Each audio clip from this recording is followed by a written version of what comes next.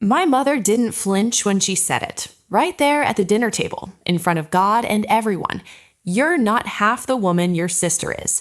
The words landed like a slap. The room tilted. For a second, I couldn't hear anything but the blood rushing in my ears. I pushed my chair back slow. The legs scraped against the hardwood. Every year I'd spent biting my tongue tightened in my chest like a coiled spring. And then I said it. "Then she can start paying your rent." Forks froze midair. My father's face drained of color. "Rent?" he whispered. "What rent?" He looked at me like the truth was a trap door swinging open beneath his feet. But that moment, the shock, the silence, the fear in his eyes, was nothing compared to what came next, because the real secret hadn't even been revealed yet.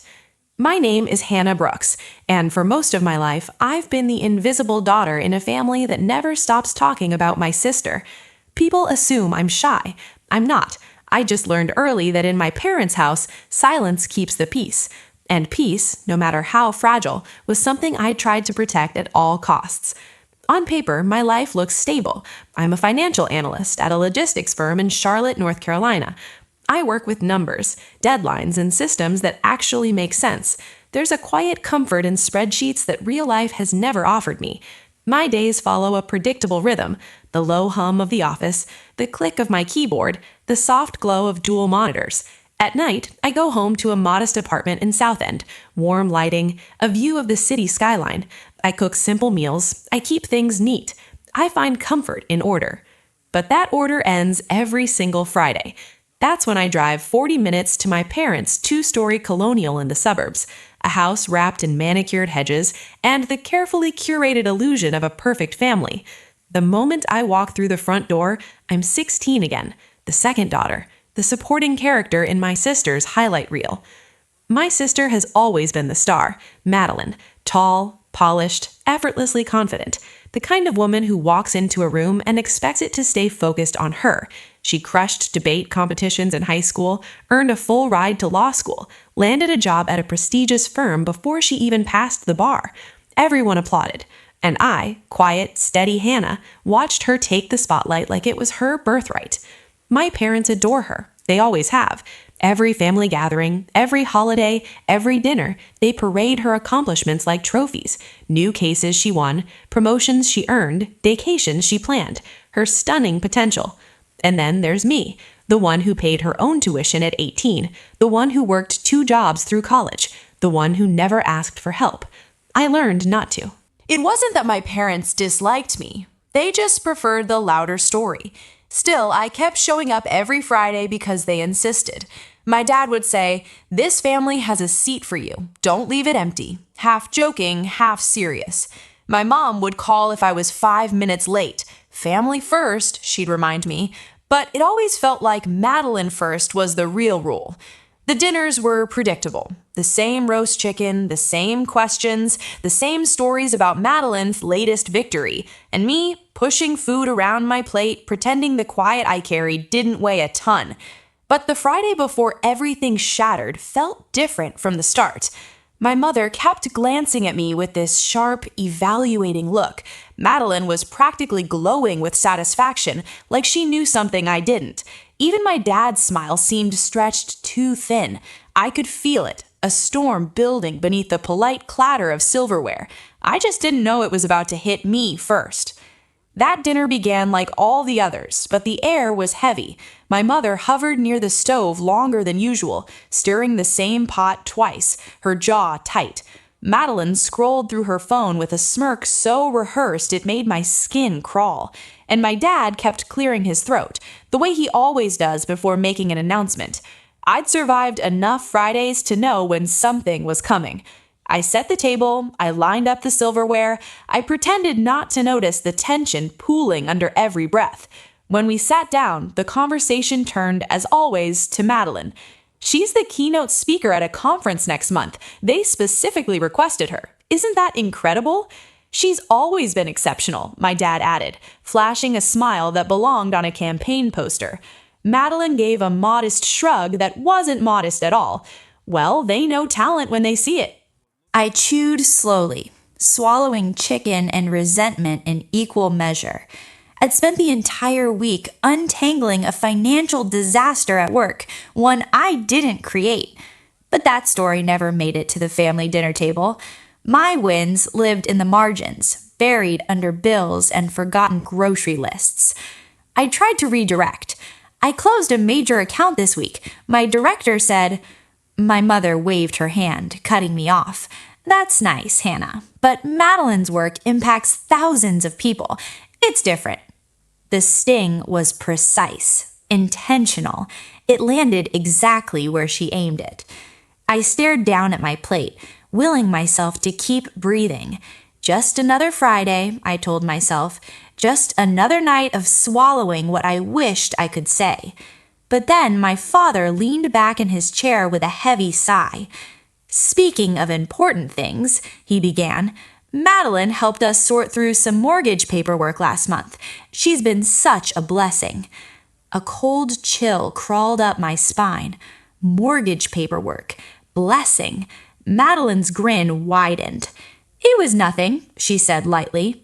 My fork stopped halfway to my mouth. 3 years of payments pulsed behind my ribs. 3 years of quiet, unacknowledged sacrifice. I'd skipped vacations, deferred grad school, drained my savings, all because they told me they didn't want anyone worrying about their finances. And now they were rewriting the story, with me erased from it entirely. Heat started building in my chest, slow at first, then rising like a tide. My mother must have sensed the shift. She tilted her head with that patronizing look, the one that always meant stay in your lane. Then she said the sentence that cracked something open inside me. You're not half the woman your sister is. The room didn't just go quiet, it snapped. I sat up straighter. I felt the scrape of the chair legs against the floor. I felt every word I'd ever swallowed rising to the back of my throat like a wave I could no longer hold back.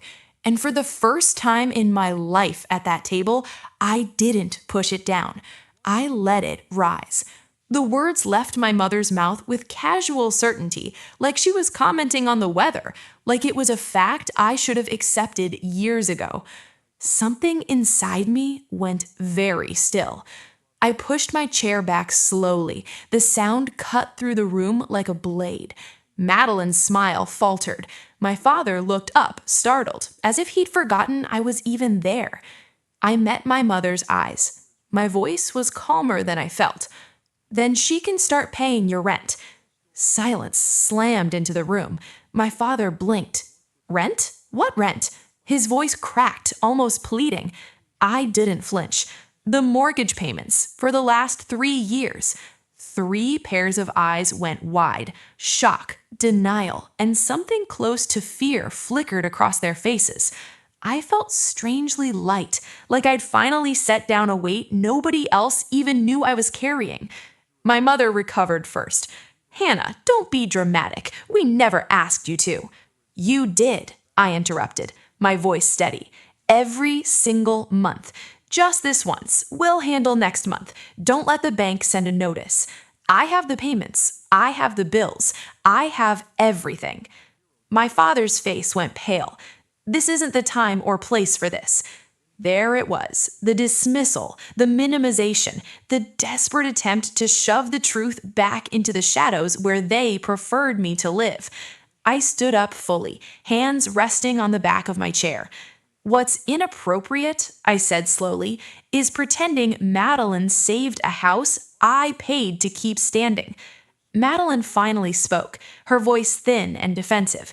Hannah, maybe you misheard. Maybe Mom didn't mean... But I wasn't listening anymore. I watched them scramble to reframe the story, to mold it into something comfortable. And for the first time, I refused to shrink to fit their version of reality. Something inside me clicked, sharp, clear, irreversible. Without another word, I walked out of the dining room, grabbed my coat, and stepped into the cold North Carolina night. My breath shook, but not from regret. It was the shock of finally standing up after years of sitting down. That night, back in my apartment, I opened my laptop and scrolled to the automatic mortgage payment. My cursor hovered over the cancel button. A dialog box appeared. Are you sure? I clicked yes. Ending the payments should have felt like closure. Instead, it cracked something wide open. For the first time in 3 years, my bank account didn't drain on the 15th. The silence from my parents was deafening. I started running along the rail trail in the mornings, at first just to quiet the shaking in my hands, but soon the rhythm of my feet on the pavement became something like freedom. I signed up for a Thursday cooking class at the community center. I learned to make fresh pasta and laugh with strangers who knew nothing about my family. Friends dragged me on weekend hikes in the Blue Ridge Mountains, where the air felt cleaner, like it hadn't been touched by expectation. With distance, I saw everything clearly. Every just this once. Every don't tell anyone. Every time they praised Madeline while I quietly kept the lights on. And then the photo arrived. It came on a Sunday morning from Mrs. Callahan, my parents' elderly neighbor, the kind of woman who notices everything. She texted me a picture of my childhood home, a banner stretched across the porch. Congratulations, Madeline, for preserving the family legacy. My whole body went still. Preserving. Madeline. My throat tightened as I stared at the screen. Every late night transfer. Every sacrifice. Every time I told myself family comes first. All of it erased, like I'd never existed at all. I didn't cry. Not this time. I felt something sharper. Steadier. I walked to my desk, pulled out a folder where I'd kept every payment confirmation and bill for the past 3 years, and began organizing them, date by date, month by month. It looked less like a stack of papers and more like an autobiography of sacrifice. That's when my cousin Rachel called. "Hannah, I think you need to know something," she whispered. "Your parents are planning a family appreciation dinner next month in Atlanta. They asked me to make the slideshow." I braced. "Let me guess, it's about Madeline." "It's worse." Rachel's voice was tight with discomfort. "They want to present her as the reason the house was saved. They gave me captions. They're calling her the backbone of the family." Backbone, savior, hero. All words I'd earned but never received. I said, "Send me the file." Rachel hesitated. "Are you sure?" I've never been more sure of anything. When the slideshow arrived, I opened it and let out a hollow laugh. Photos of Madeline posing proudly in front of the house, my parents embracing her on the porch, captions like, "Thank you, Madeline, for keeping our family home safe." I made a copy, and I added what they'd erased. After their final slide, I inserted the timeline of the payments, bar charts of monthly support, screenshots of text messages from my mother, blurred for privacy but devastating in clarity, and the final slide, a photo of the house with 5 words, "The truth deserves a place too." I saved the file to my laptop, to the cloud, and onto a USB drive I carried in my bag like a heartbeat. Weeks passed. I moved into a new apartment in Atlanta, bright and quiet, with floor-to-ceiling windows overlooking the skyline. I bought a gray sofa, a small oak table, a bookshelf. For the first time in my life, I walked into a home that belonged entirely to me. And then the invitation arrived. A text from my mother. "Family appreciation dinner. Saturday, 6 p.m. Dress nicely." No explanation, no acknowledgement, no apology. But when the day came, I didn't go to impress them. I went to finish something. The restaurant in downtown Atlanta glowed with soft amber light. Through the glass, I saw familiar silhouettes, my parents, Madeline in an emerald dress, relatives I hadn't seen in years. Everyone dressed like they were attending a ceremony, and in a way, they were. I lingered by the doorway, unseen, as my father took the microphone. "We are here tonight," he announced, "to honor our daughter, Madeline, the one who stepped up during difficult times, the one who helped us keep the home that has been in our family for 3 generations. Applause, smiles, cameras flashing. The slideshow began. Madeline on the porch, Madeline holding papers, Madeline smiling beside my mother. Caption after caption painting a story that was never true. Then the screen flickered. A bar chart appeared. Then another. Dates, payments. 3 years of financial support spread across the screen in unforgiving clarity. The room went silent. My parents froze.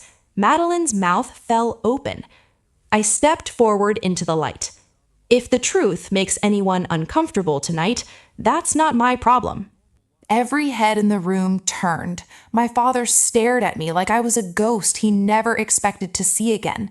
My mother's face crumpled, not with shame, but with fear of exposure. Madeline's eyes filled with pure dread. I walked toward the screen. For 3 years, I paid the mortgage, not 1 month, every month, quietly, consistently, while you, I turned to my parents, rewrote the story to make it easier for everyone to applaud. My father tried to interrupt. Hannah, we can discuss this outside. Why? I asked. You wanted everyone here to know what Madeline did. Why shouldn't they know what I did? Whispers erupted across the room. Did you know about this? 3 years? She paid all that? Madeline stood trembling. I didn't ask them to do this. I thought... You didn't think, I said. Not cruelly, but plainly. You enjoyed being the hero in a story that was never yours. My mother finally found her voice. Hannah, we were trying to protect you. We didn't want to embarrass you. I laughed softly. Embarrass me? By telling the truth? The USB drive felt heavy in my pocket, but the truth on the screen was enough.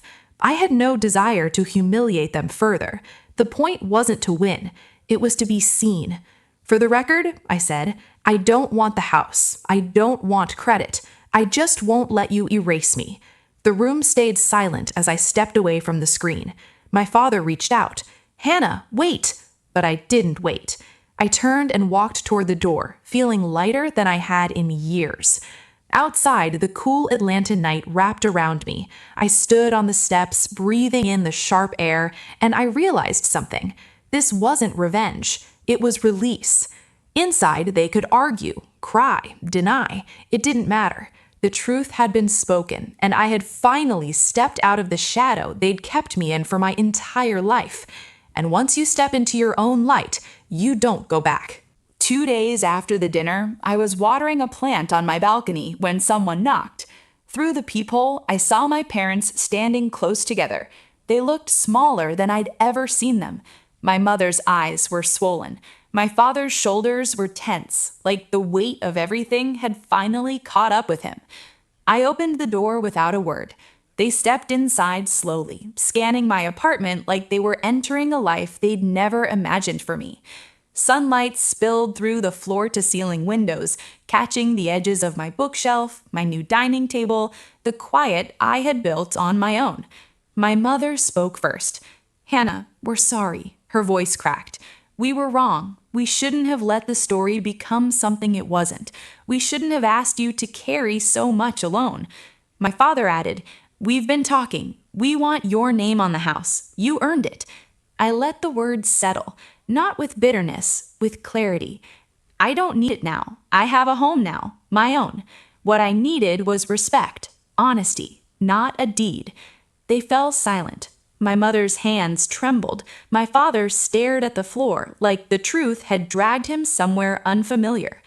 I'm not angry anymore, I said quietly, but I'm done disappearing. If we rebuild anything, it has to start from that. Something in the room shifted. Not forgiveness, not yet, but an opening, a space where we could breathe without old stories crushing us. When they left, the apartment felt even brighter. I walked back to the balcony, looking out over the Atlanta skyline, and I realized I had crossed a line there was no returning from. And for the first time, the future felt entirely mine.